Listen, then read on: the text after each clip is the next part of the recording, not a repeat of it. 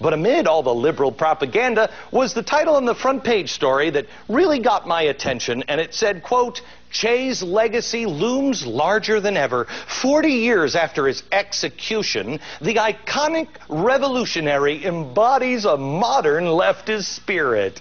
Oh, those iconic revolutionaries.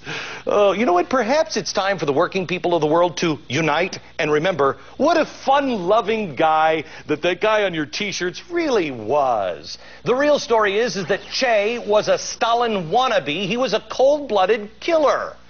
And he can and should be blamed for the deaths of thousands of people. Maybe your memory is a little clouded by all the brainwashed Hollywood celebrities walking around with their communist apparel. Look, I got a star on my hat. But Che was the driving force behind Fidel Castro's rise to power.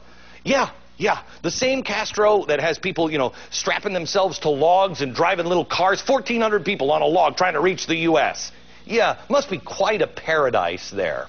Che then ran a Cuban prison where he acted as judge, jury, and yes, executioner. That sounds almost heartless and clueless to me. Some estimates say that as many as 500 people were killed in the middle of the night with the firing squads that he personally oversaw during the first 5 months of his term. He was also the founder of the Cuban labor camps. The ones that later were basically turned into prisons for anybody who didn't disagree with him, or didn't agree with him, including, of course, homosexuals, which I can't figure out because what left-wing radical it wants to lock up homosexuals today? But we could put him on a t-shirt.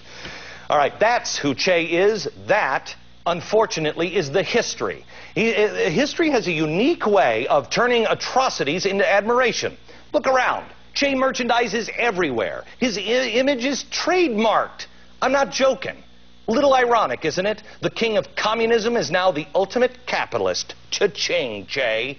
And speaking of capitalism, who better than Hollywood to swoop in and milk this for cash? This is a lie.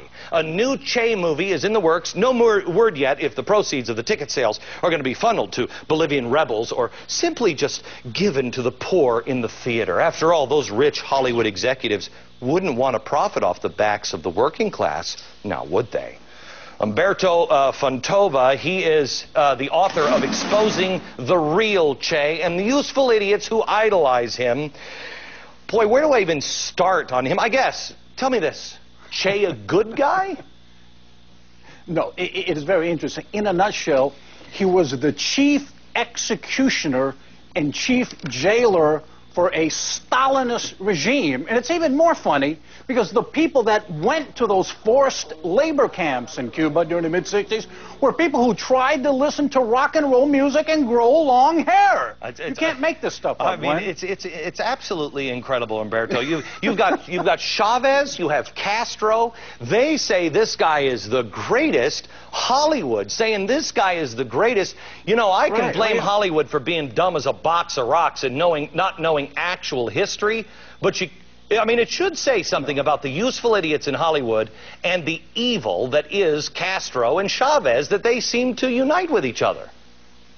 It's amazing because we hear about Che Guevara's ideals, don't we? Oh, he was an idealist. Folks, those ideals are on full display 90 miles south of Florida, a Stalinist police state, a regime that incarcerated more people as a percentage of population than Joseph Stalin's regime, a regime that executed more people in its first 3 years in power than Hitler has executed in its first 6. Okay. That's idealism?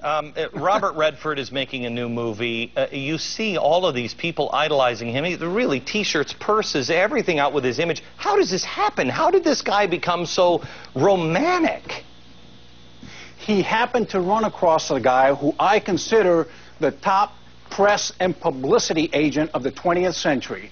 A fellow who has had the Western media eating out of his hand like trained pigeons for half a century. That man is Fidel Castro. Only he could have created this legend around a bloodthirsty imbecile like Che Guevara. I know, but I mean the merchandising. Are you telling me that Cuba is printing up the T-shirts? I mean, for instance, who owns the image of Che?